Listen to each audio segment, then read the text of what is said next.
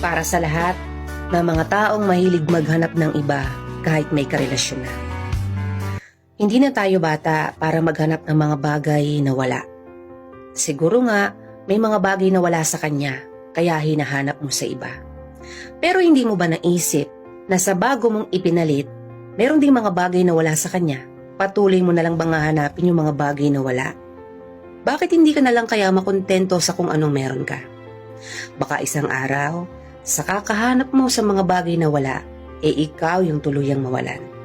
Tumandang mag-isa dahil nasasabik ka lang naman sa umpisa. Magaling ka lang sa umpisa. Sa umpisa kung saan nandun pa yung kilig. Wala pang problema at wala pang hindi pagkakaunawaan. Huwag ka masyadong mapaglaro pagdating sa pag-ibig. Huwag pairalin yung damdamin na sa una lang lahat gagawin. Matuto tayong pahalagahan ng mga taong tunay na